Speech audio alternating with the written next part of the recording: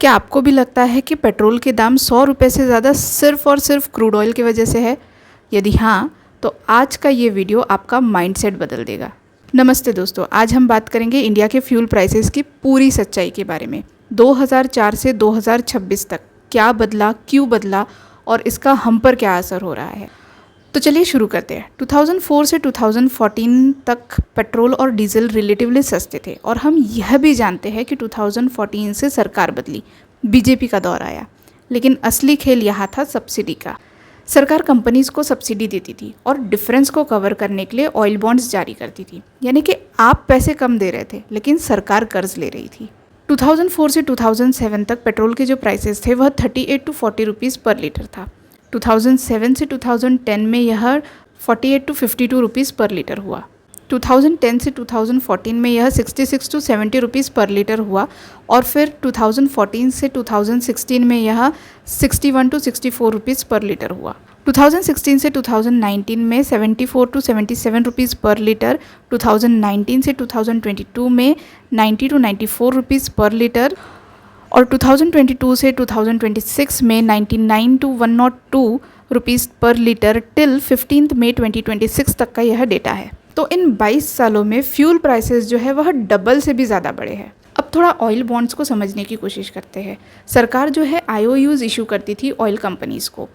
सीधा cash payment करने के बजाय इसे कुछ इस तरह सोचिए, सरकार ऑयल कंपनीज़ को पेट्रोल और डीजल कम दाम में बेचने को कहती है, जिसका पेमेंट वह बाद में करेगी। तो ये पे लेटर वाला प्रॉमिस ही ऑयल बॉन्ड्स है। पहले पेट्रोल और डीजल के प्राइसेस आर्टिफिशियली लो रखे जाते थे, जबकि रियल मार्केट प्राइस कुछ और थे।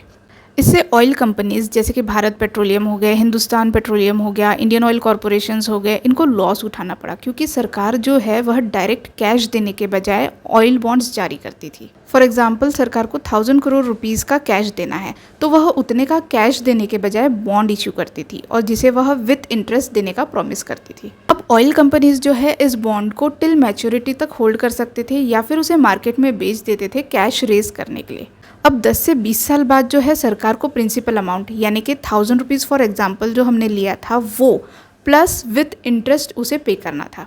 तो ये बर्डन जो है फ्यूचर टैक्स पेयर पर शिफ्ट हो जाता था। 2005 से 2010 के बीच अप्रॉक्सीमेटली रुपीज़ 1.3 टू 1.4 करोड़ के टोटल बॉन्ड्स इशू हुए और 2026 तक विथ इंटरेस्ट ये आंकड़ा जो है अप्रॉक्सीमेटली रुपीज़ 3 लाख करोड़ तक पहुंच गया। तो सरकार ऐसा क्यों करती थी? पॉलिटिकल रीजंस अगर देखें तो फ्यूल प्राइसेस कम रखने के लिए, लोगों का गुस्सा ना बढ़े इसके लिए और इन्फ्लेशन की वजह से, और इकोनॉमिक रीज़न यदि देखें तो अचानक से फिस्कल डेफिसिट ना बढ़ जाए उसकी वजह से। तो बेसिकली असली दाम पहले छुपा कर उसे बाद में पे किया जाए, ऐसा था। 2014 के बाद से सरकार ने जो है ऑयल बॉन्ड्स टोटली इशू करना बंद कर दिए। 2010 में पेट्रोल और 2014 में डीजल के प्राइसेस डीरेगुलेट कर दिए गए, यानी कि प्राइसेस जो है अब डायरेक्टली मार्केट से लिंक्ड हुए, सप्लाई एंड डिमांड के बेसिस पर, यानी कि सरकार का अब कोई सीधा हस्तक्षेप नहीं रह गया।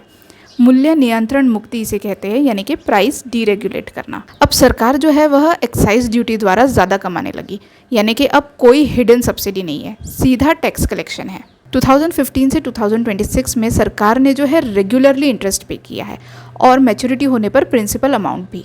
2019 से 2022 में एक बहुत बड़ा लार्ज अमाउंट रीपे किया गया और 2023 से 2026 में अब हम ऑलमोस्ट फुल्ली क्लियर्ड हो गए हैं, यानी कि अब जो ये ऑयल बॉन्ड्स है ऑलमोस्ट ख़त्म हो गए हैं। सरकार की अर्निंग्स यदि हम देखें तो 2004 से 2014 में रुपीज़ 8 टू 10 लाख करोड़ थी और 2014 से 2026 में यह रुपीज़ 38 टू 40 लाख करोड़ हो गई है, यानी गवर्नमेंट के लिए फ्यूल जो है वह बिगेस्ट रेवेन्यू सोर्स बन गया है। एक और इंटरेस्टिंग बात शेयर करूँ, 2014 से 2026 में जो है क्रूड ऑयल के प्राइसेस गिरकर $50 प्रति बैरल हो गए थे, लेकिन हमारे यहाँ तब जो पेट्रोल के प्राइसेस है उसके दाम कम नहीं हुए थे और इसकी वजह है तब टैक्सेस बढ़ गए थे।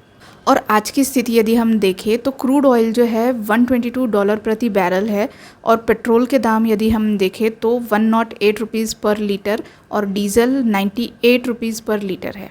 तो देखिए, सच्चाई यह है कि पहले फ्यूल सस्ता था लेकिन हिडन डेट था, अब फ्यूल महंगा है लेकिन कोई हिडन डेट नहीं है। पहले सरकार पे करती थी, अब हम डायरेक्टली पे कर रहे हैं। अब आप बताइए कौन सा मॉडल सही है? कमेंट करके ज़रूर बताना और ऐसे ही ऑनेस्ट फिनेंस कंटेंट के लिए चैनल को सब्सक्राइब करिए।